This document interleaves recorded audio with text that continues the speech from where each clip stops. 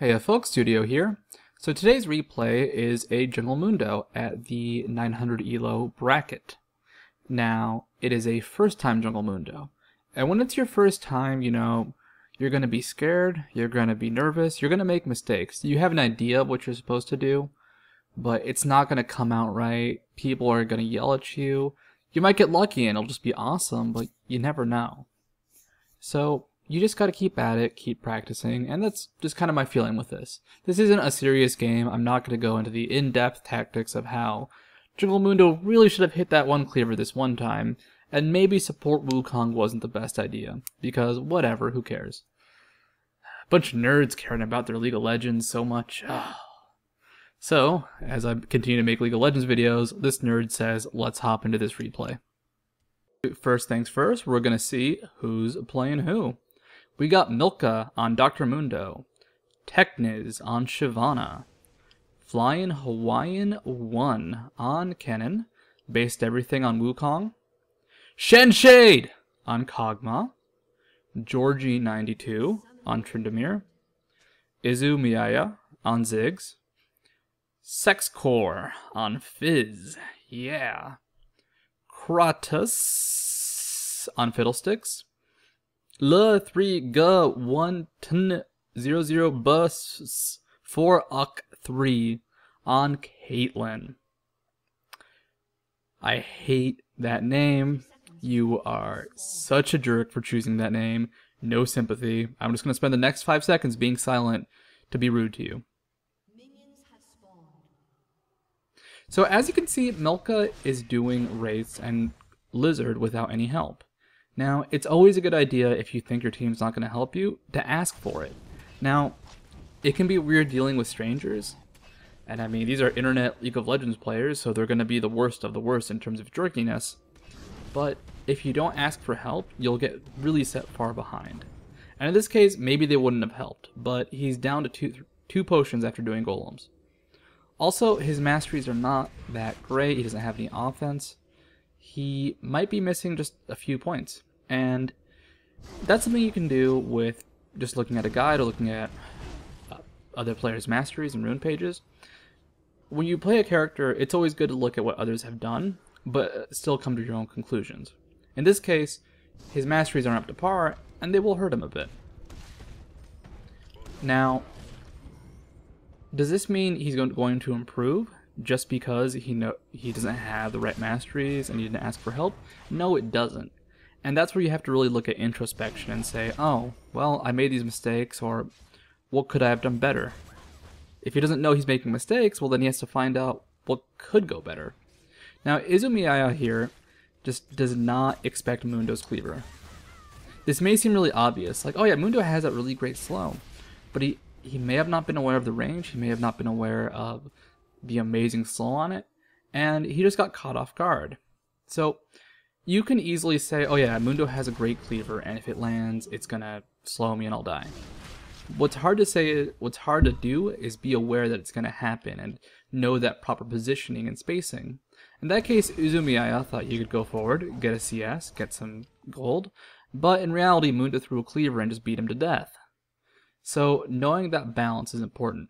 Also, Milka makes this is just a fun little mistake, but when you start at red, blue doesn't respond at 7 minutes. Blue responds later.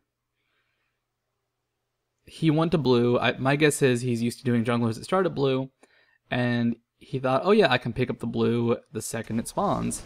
My top and mid don't need it because they don't use mana. It'll be awesome. It turns out blue hadn't spawned because he didn't start there, so oops. Mistakes like those are funny. I mean, people make them all the time regardless of skill level. I mean, you're not going to see a 2400 player go to blue, but if it was his first time jungling with someone who starts red, he might make that mistake. Now, this is a really, really interesting gank, because Milka's going to learn about the damage portion of his ult. His ult doesn't do damage to enemies, but it does damage to himself.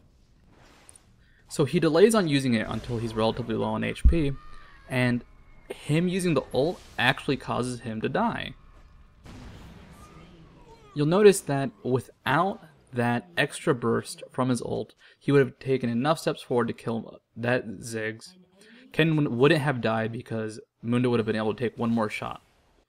So, learning what's going to happen when you use skills can be easy and it can be hard. In Mundo's case, it's tricky because that ult can kill you, but it will also save your ass many, many times.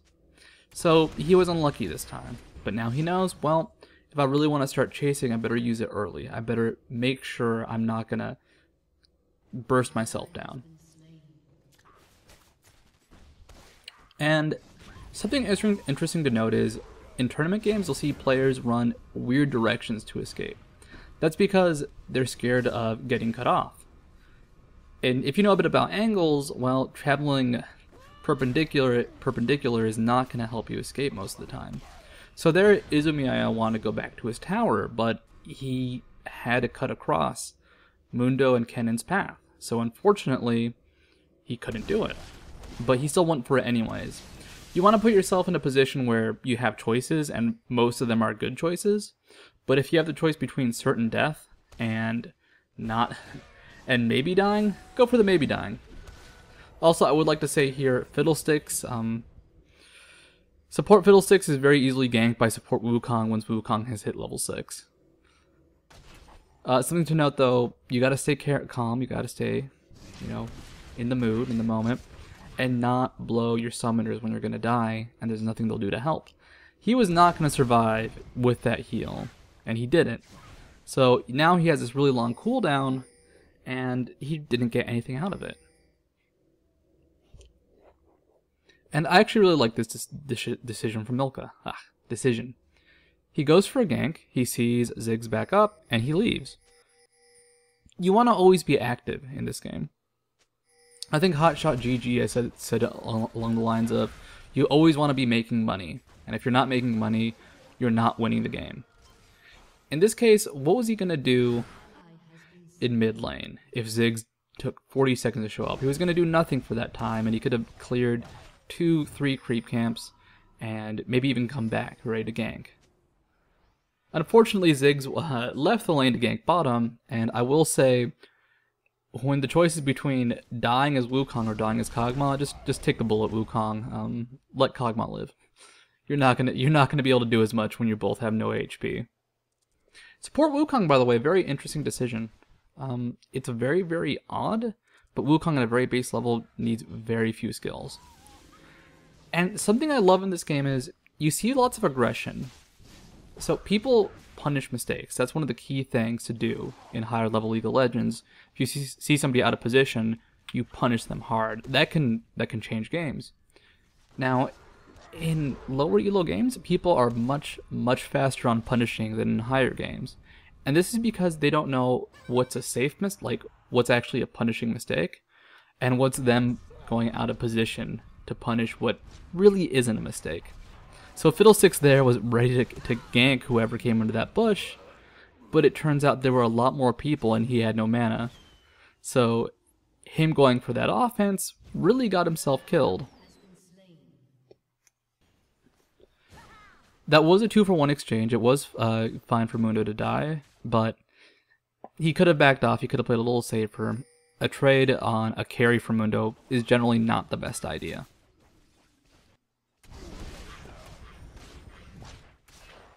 However, something I like about Milka is he does not forgo the jungle.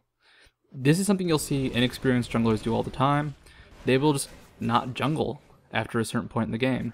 And it's good to try and keep consistent. You still need that farm, you still need to stay ahead in levels.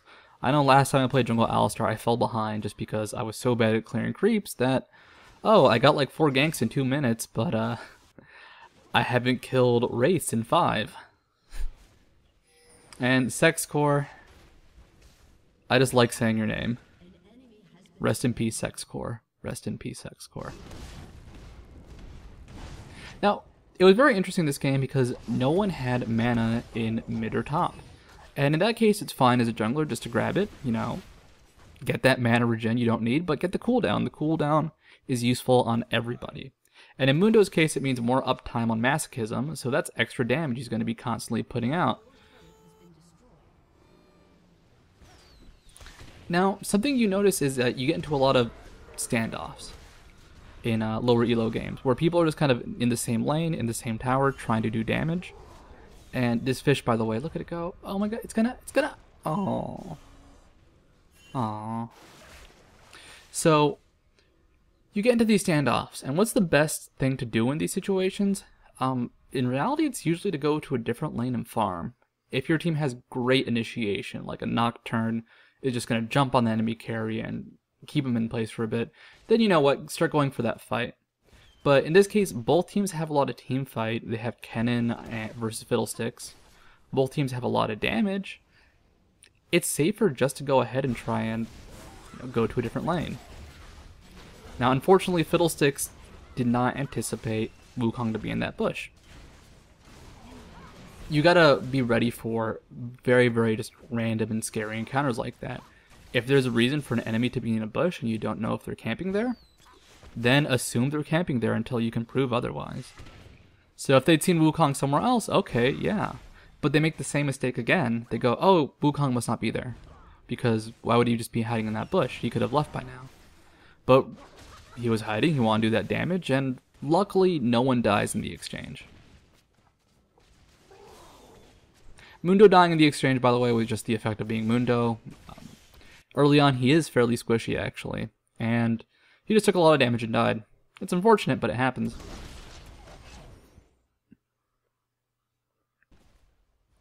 I love these standoffs, though, because they're very, very intense and very, very boring at the same time. Eventually, one person's going to go ahead and go for a big play. In this case, it's going to be Milka trying to get some damage. And you see that quick initiation, that quick burst. And then things just go to hell half the time. I love this, the Zigzult, even the briefcase dodges it by an inch. And the Tryndamere dive on the Mundo might be one of the sillier dives I've seen, but people are keen to follow up on low HP targets. Unfortunately, Tryndamere does not have the actual escape to really do this. Now, it's weird to say that, but Tryndamere is in a situation where they have tons of slow because of Mundo and Kog'Maw, and he can't keep chasing. And sadly, the ward in that bush died, so Fiddlesticks was able to get his ult off, and the Fizz follow-up is just too strong. This Fizz is very interesting because he gets into a lot of trades, and it's fun to see because you forget about the passive he has that does damage based off missing HP. So he gets into these constant fights where there's someone with almost no HP. They try and hit him once, they kill him, but whoever he attacked dies as a result. So Izu is once again learning the strength of Mundo. If they have a really strong chase hero, unless you have a flash and you're next to a wall waiting to escape, you cannot be pushed up like this. Mundo, he's scary, he's great in 1v1s, and he can chase well. So the second you're in this position where you have to run from him and you have to go a long distance, you're gonna die. If his team was waiting for him, okay, that would have worked, but this is 800 elo, your team's not waiting for you. I'm sorry. I mean, it's solo queue in general, your team is not waiting for you. I'm not waiting for you, I'm somewhere else. I'm putting wards down as far away from you as I can be. And I don't know if you saw the CS there, but no one really had that much except Shyvana. Being able to keep up on CS is actually a huge deal at lower elo games. Because you can't rely on your teammates, you can't rely on objectives, but you can rely on yourself. And if you can keep up in farm, you can keep up in strength, and sure, your team might die, but if the enemy team has 20 CS and 5 kills, and you have 160 and 1, you might actually be equal to that guy who's just getting fed to hell. It's funny because at lower elos, someone like LeBlanc's actually kind of weak. Because people don't know how to CS with her. It's not easy. She's got really low damage and a kind of okay attack animation. But someone like Reginald, for example, can play her and keep up in farm. So even if she's not getting these kills and not getting fed, she's still going to be able to have that burst later on.